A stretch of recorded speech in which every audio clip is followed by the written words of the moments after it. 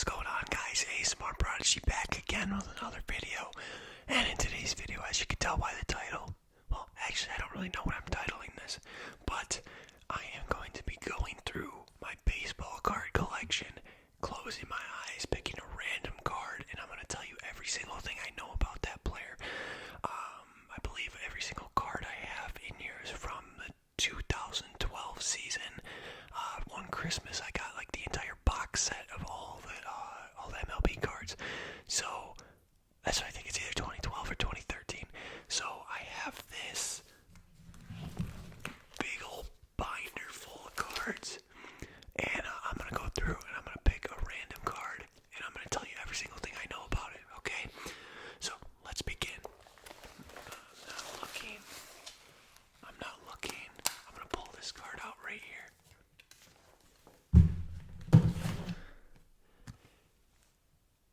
Dan Heron, he played for the Angels, obviously, in here. I believe he ended his career with the Cubs, and he maybe played for Arizona. He was a really good pitcher. I remember back on MLB 10, the show, he was a very high overall. I believe, unless I'm getting him confused with Brandon Webb. It looks like, yeah, he played for the Cardinals in 2003, 2004. He played for the Oakland A's in 2005 through 2007. And he played for the Diamondbacks in 08 and 09 and 10. And then he went to the Angels. Looking at his stats, he played very well in, let's see, what year is this? 2009, he had a 3.14 ERA. And 2010, he had a 2.87 ERA with the Los Angeles Angels. So Dan Heron, first random card I pulled, name I've heard of before. So let's put him back in here. And then I'm not looking. That might be a little bit too loud. I might have to edit that part out or something. But this card right here, I'm not looking, is Andrew Kerrigan rookie card. Now, this guy I have never heard of in my life. Andrew Kerrigan. I don't think he ever played past 2012. I'm gonna be honest with you. I don't know who this guy is. It's kind of a bad card to draw. Andrew Kerrigan looks like he's a right-handed pitcher, number 67 for the Oakland A's. Maybe I'm a casual. I don't know. Let's go. No, not looking at all. This card right here. Stephen Drew was a left-handed hitting shortstop that played for Arizona for the majority of his career, and then he ended up going to, I know he played a year with the Yankees, and I think he maybe played another year with Boston before his retirement. He was never a very, very good player, but he was always a solid lineup, a solid hitter to have in your lineup. He was a good defensive shortstop, and like I said, he batted lefty, and I remember playing with this guy in MLB like 12 or 13.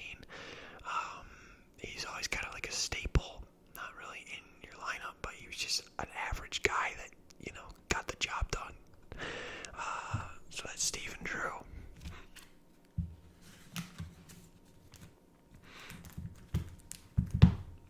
Alright, not gonna look. Not looking. This card right here. This card looks good to me. Chris Getz. Chris Getz was a below-average second baseman that played for the Kansas City Royals. I believe he started his career with Chicago. Yeah, he did with the White Sox in 2008, 2009. Never really a guy that, you kind of view as a journeyman in the MLB, but he had some okay seasons, I guess. I'm sure he's retired by now, but I remember I'm a Tigers fan, and I watched the Tigers a lot when probably this box set 2012. I watched the Tigers a lot, so I've definitely heard of Chris Getz. Yeah, not a very good player, to be honest with you. Sorry to any Chris Getz fans out there.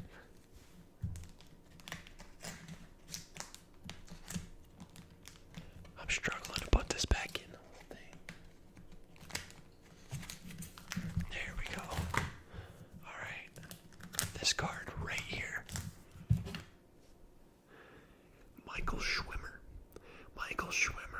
pitcher for the Phillies, and looks like he's a left-handed pitcher. No, right-handed. It was inverted. No idea who this guy is. I've heard of him. I think I've heard of him at least, but not someone that you probably would know. You know what I mean? I'll put it back. That's how you know I'm not handpicking these, because they're a bunch of nobodies. Alright, we're getting towards the end of the book, so I'll probably have to go back to the beginning because I started like halfway through. But this card right here, this guy was the greatest player in the history of the MLB. Just kidding, it's Desmond Jennings. Desmond Jennings, if you know anything about like the 2010s era of baseball, Desmond Jennings was actually a really good outfielder for Tampa Bay. He had probably like 2 or 3 or 4 good years of his career, and that was like 2012 through maybe 2014. He was a really solid outfielder for Tampa Bay, and I remember, I think he had some pop actually for a center fielder. He was a good defensive player, and all in all, I guess somebody you'd want in your lineup, to be honest. Even though his career did fall off a little bit towards the end. Desmond Jennings, definitely a name I remember. Definitely remember playing with him in MLB 2K12. Because I was always like, oh, I gotta get someone with power. And he was probably like one of the better power hitting center fielders. So this is Desmond Jennings. And if you don't know about Desmond Jennings, get hip, because Desmond Jennings is that guy, pal.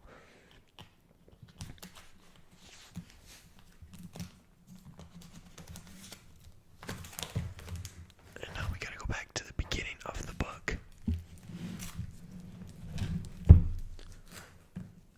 I'm gonna skip the first page because it's all like my rookie cards and stuff.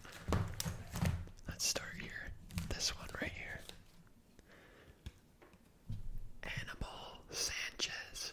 Anibal Sanchez was one of the best pitchers that played in that 2012 through 2013, 14 Tigers team that was going deep in playoff runs. Anibal Sanchez played his entire career with the Marlins up until the trade to Detroit.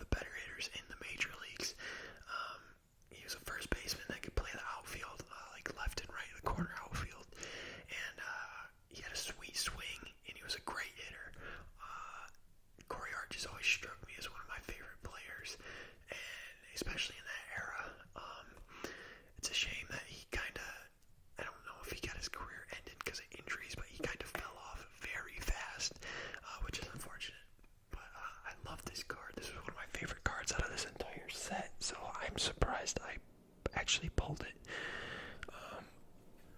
Let's put that back. Shout out to Corey Hart.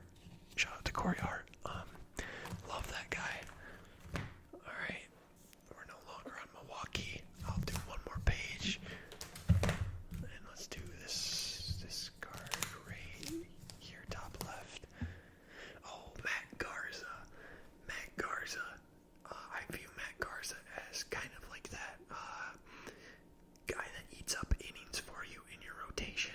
Matt Garza was a good pitcher. I believe he threw a no-hitter with the Tampa Bay Rays in like 2008. I don't think it says it on his card, but Matt Garza was a very good pitcher. I'm pretty sure I saw him pitch when I went to a Cubs game. So shout out to Matt Garza. I don't remember when his career ended, but he was a good pitcher. So shout out to him. Let's go to the next page. This guy right here. Eric Bedard. Eric Bedard was a left-handed pitcher. Yeah, okay, got that right. I remember seeing this guy in MLB 10, and he was like a free agent. Oh yeah, look at that. He played 2002 through 2011, but he skipped the 2010 season. Maybe he had Tommy John or something, and that's probably why he was a free agent in that game. Average pitcher, in my opinion. He did have a 3.16 ERA in 2007 with the Orioles, so shout out to him. But yeah, Eric Bedard, never a guy that I would consider one of the best pitchers of the time, but shout out to Eric Bedard. Let's get some Eric Bedard love in the chat. Next guy, Derek Holland. If you don't know about this guy, he had like one good year with Texas, and then he's just been a journeyman around the league, and I think he's still in the league because I remember seeing him last year with the Tigers. But Derek Holland had, I think that year the Rangers and the Cardinals played in the World Series, he was one of the better pitchers in that rotation. They had a pretty damn good rotation that year. Let's see. It must not have it on here. He had 4 shutouts in 2011, where he had a 16-5 record, and he had a 3.95 ERA, but that's not the best ERA in the world. But a 16-5 record is pretty damn good. And that was in 2011, so that would have been that year that they went to the World Series. This dude had potential, but he just never lived up to it, I guess. Let's do a couple more. This guy right here. Oh, the machine. What can I not say about one of the greatest hitters of all time, Albert Pujols, who is still active and playing with St. Louis. Let's just read off some of the stats here. 47 home runs in 2009. A 1,114 OPS in 2008 with the Cardinals. All these stats on this card are from the Cardinals because this was the first year that he played in Los Angeles, where his career kind of fell off when he was with the Angels. But this is one of the greatest hitters of all time, and if you don't know Albert Pujols, then you probably don't know baseball. Let's see, the lowest amount of home runs he had on this card from his rookie year up until 2011, so 10 years from 2001 to 2011, the lowest amount of home runs he hit was 32 in 2007. Now 32 home runs in 1 year is good. That's good, and that's the lowest he had. The highest he had was 49 in 2006. He had 130 RBIs in 2001. His rookie year, he had 130 RBIs. And I think we're low-key missing this stat here. He had 16 stolen bases in 2009. That's 16 stolen bases. He had a 359 average in 2003, a 357 average in 2008. This dude's insane. This dude in his prime, one of, if not the best player in baseball in his prime. Like I said, he did fall off kind of when he went to the Angels, which is his card. But Albert Pujols is top 10 all time, and that's guaranteed. This guy was insane. I'm telling you, this guy was insane. Alright, let's do one more. I'm not looking, we just skipped the Mets. Alright, we're on one more page. Let's do bottom left. Fernando Salas. Fernando Salas was a relief pitcher that started his career with the Cardinals, and I remember in MLB 2K12, he was pretty high overall. He was in that bullpen that was on that Cardinals World Series team when they played the Rangers. So, Fernando Salas had a 2.28 ERA that year that they went to the World Series. He had 75 innings pitched, allowed 19 earned runs, struck out 75, and had 24 saves. So he was the closer, I'm pretty sure, when they went to the World Series. If not, then I guess he just had a lot of save opportunities as a setup man. So that's Fernando Salas.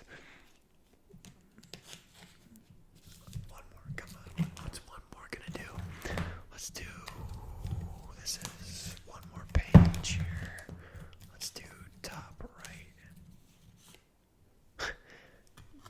Revere.